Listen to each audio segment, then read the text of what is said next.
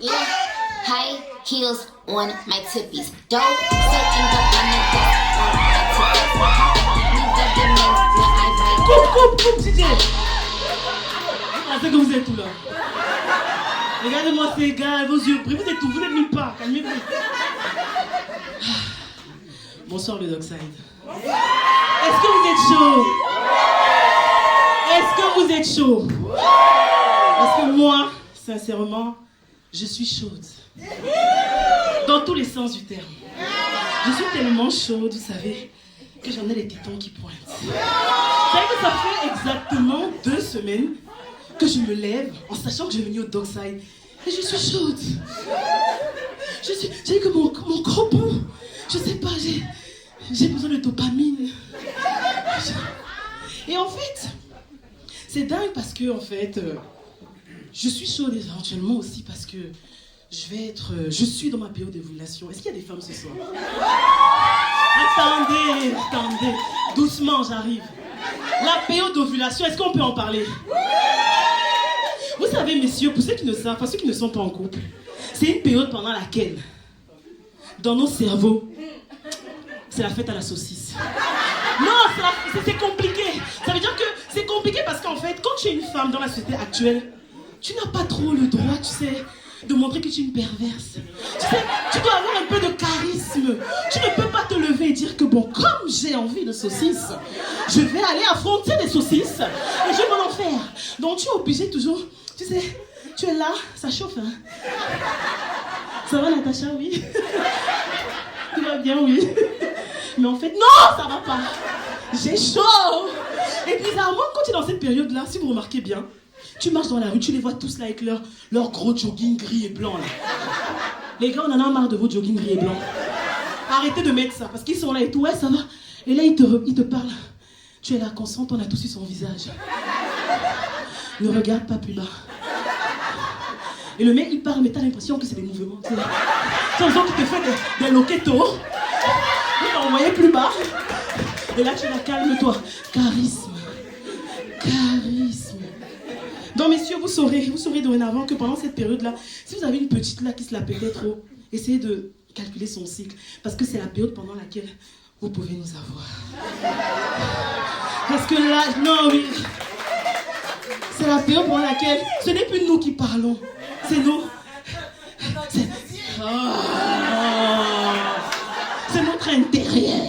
Est-ce qu'il y a des célibataires ce soir dans la salle?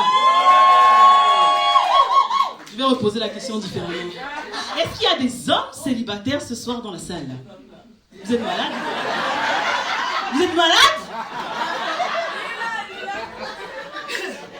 Est-ce qu'il y a des hommes célibataires ce soir dans la salle? Vous voyez, c'est compliqué, hein? Vous savez, la problématique aujourd'hui, nos jours, avec la question du célibat, en fait, c'est que pour ma part, c'est un contexte particulier. Parce qu'aujourd'hui, lorsque tu rencontres un homme ou une femme, surtout en 2023, le célibat, c'est tout un concept. C'est-à-dire que tu as des gens qui vont te dire, oui, je suis célibataire. Mais en fait, ils sont célibataires, mais leurs parties génitales sont engagées dans une relation. Tu as des gens célibataires, mariés, mais qui sont en embrouille. Tu as des célibataires qui pensent être célibataires, mais ils ne savent pas trop. C'est comme tu as des personnes en couple, mais en vrai, ils sont célibataires. Vous savez, c'est un concept compliqué de nos jours, en fait. Donc, maintenant, quand tu rencontres quelqu'un, en fait, ce que tu fais, c'est que ne lui pose pas la question. Va, tu t'installes. Si c'est la relation de quelqu'un, tu t'installes seulement. Tu dis que la meilleure gagne. C'est la jungle. Tu pensais que j'ai le temps? C'est la jungle. Et quand tu viens, tu me dis, c'était mon gars. Je dis que maman, je n'ai pas vu la bague. Je n'ai pas vu. Et si tu fais encore l'erreur, ton gars est un peu mignon, que la meilleure gagne. Excusez-moi, oui, je suis pas ici là pour vous dire les choses qui vont vous plaire. Je m'en balèque. Je vous parle de la réalité du terrain. Et laissez-moi vous dire une chose. Moi, personnellement, Natacha, vous savez, je me suis mis en couple à l'époque, j'avais 22 ans. Ça veut dire qu'à l'époque, en fait, vous savez, c'était l'époque encore de Fanny G. On écoutait du zouk, on était là. Je me sentais. Tu sais, quand le gars zouk avec toi, tu savais dire que c'était l'homme de ta vie. T'avais pas besoin de savoir. Ça veut dire que le mouvement des reins, tu sais que fais-moi voyager. On était amoureux facilement. 2012, 2011, vous savez, c'était facile parce que une fois que le gars te date, vous voyez une fois, deux fois, trois fois. Et puis vous validiez aussi. Bon, c'était parti, vous étiez ensemble. En 2023, tu dates un gars. Il t'invite au resto, vous sortez ensemble, il te présente sa mère, vous couchez ensemble, mais ce n'est pas ton gars. C'est un concept qui est très compliqué. Donc, ce qui fait que si tu as été comme nous, là, c'est que tu es revenu dans le milieu du célibat à 30 ans. Écoutez mon parcours de vie. Tu entres à 30 ans. En plus, tu es maman. En plus, tu viens... En fait, il est temps de mettre ton antivirus à jour, sinon tu vas souffrir. Alors, si tu viens dans le marché du célibat, hein, avec l'ancienne version, et que tu n'es pas devenu un MacBook Pro, les virus vont te travailler. C'est la jungle. Il faut être prêt mentalement de nos jours pour être dans le marché du célibat. Homme comme femme, tout le monde a décidé que ici là, je ne me laisse plus faire. C'est compliqué. C'est très compliqué. Et donc, bon, vous savez, dans ce genre de situation-là, qu'est-ce qu'il y a? Ma collègue parlait de Tinder, elle parlait de Hinge. On est dans une ère aujourd'hui où les gens se rencontrent en fait derrière l'écran. Donc du coup, moi, bien sûr, je veux refaire ma vie. Oui, je veux rencontrer l'âme sœur. Donc je me mets sur un petit site, je commence à parler avec un mec. Vous savez, le gars, quand tu parles avec lui, tu as l'impression que c'est ton toi version masculin. Tout ce que tu dis finit tes phrases. Tu dis, ah là là, je savais que l'amour vous appelez, vous voyez. Et un jour, je suis chez moi, tranquille. Le gars me dit, bon, Natacha, écoute, moi, j'ai prévu une journée de ouf pour nous aujourd'hui. On va se faire une journée spa. Et tu me prépares. Ah non, vous êtes comme ça. Doucement, attendez, j'arrive. Voyons. Le gars me dit, on va se faire une journée spa. Donc votre soeur toute contente et tout. Les femmes, vous allez me comprendre. Grand Sénégalais, 1m96.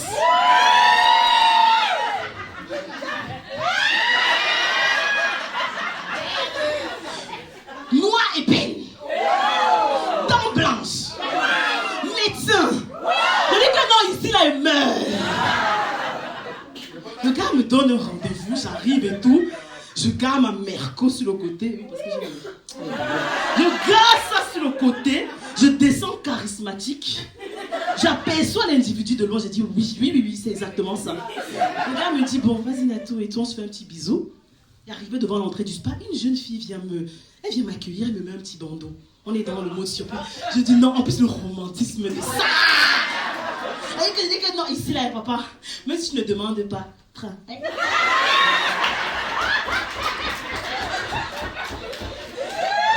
Pardon, il y a mon nom qui m'attend.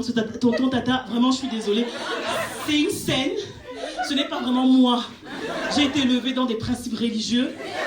Je prie, je suis croyante. J'attends l'homme de ma vie. Tout ça n'est qu'une fiction. C'est très important. Il y a les parents ce soir dans un peu de... Bon, nous en étions. Donc la nana me met un bandeau. Elle me dit, bon, Natacha, c'est une surprise. Elle me ramène dans un endroit.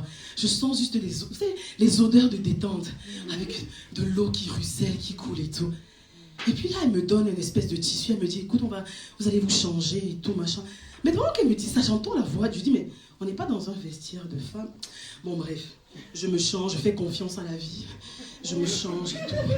Au moment de mettre mon maillot de bain, elle me dit, non, ça, vous allez le faire plus tard. Vous pouvez juste attacher le petit pagne et tout. Toujours bandé, hein. Donc je prends mon sac. Je me courbe pour le ranger. Et là, elle me dit, je vais vous laisser. Et dès que je vous laisse, vous pourrez enlever votre bandeau. Ok, mon cœur, tout à ça, tout. J'ai dit, j'ai hâte de découvrir ma surprise. Je suis excitée comme une puce. Et j'étais encore dans ma période d'ovulation. Et tout le temps dans ma période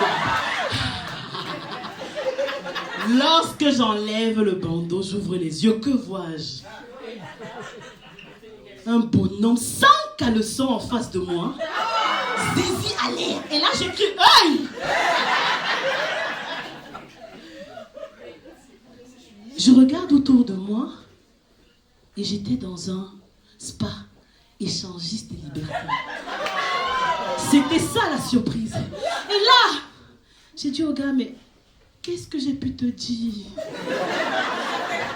Durant nos 2 semaines d'échanges profonds, de confession intime qui t'a fait penser que c'était mon délire. Il dit que non, tu m'as dit une fille ouverte. Je dis que oui. Mais c'était pas l'ouverture là. Parce que là, tu viens comme ça, tu brutalises ma rétine avec ton bangala. Non! Tu n'avais pas besoin d'en arriver à là. Pas comme ça. Un peu de charisme, un peu de... Tu fais un genre semblant, mais là... Oh, non. Et puis, vous savez, je lui ai dit non. Et puis, comme il était quand même mignon, je me suis retournée en rangeant mes affaires. C'est pas possible tout ça. Parce que oui, vous pensez qu'elle fait l'escorte, pourquoi? Hey, tu nous montres que... Regarde ce que tu as perdu. Non, tes bêtises. Mais les gens sont fous. Vous savez comment on souffre dans le célibat? C'est que tu veux tellement rencontrer l'amour que tu te retrouves à poil devant quelqu'un que tu ne connais pas. Et si jamais tu meurs, imagine tu meurs, tu vas arriver, tu vas entrer au ciel, on dit non, la porte est fermée. Tu dis que mais pourquoi Seigneur? Tu étais sans caleçon devant un inconnu. Quelle mort bête. Quelle raison banale. Non, c'est compliqué, vous savez. Et puis, ce qu'il faut dire en fait, c'est qu'aujourd'hui, de nos jours, déjà être célibataire, c'est compliqué. Mais être maman célibataire, ça veut dire que, vous savez, je vais vous dire. Oh, attendez. Oh. C'est dur, certes. Mais moi, j'ai compris une des choses, c'est que moi, je suis quelqu'un, j'adore faire du sport. Parce que vous savez, quand tu commences à étudier la psychologie de l'homme, tu comprends que l'homme est visuel. Donc je me dis, bon, si l'homme est visuel, je vais travailler les éléments de visualité sur moi. Je vais travailler les éléments de visualité sur moi. Du coup, je vais l'attirer. Et quand il va arriver, coller ici, là, comme ça. Que c'est pas toi qui disais que nous, les mamans solo, là, les mamans, on était déjà périmées. Regarde ma péremption. Un genou, Zinga!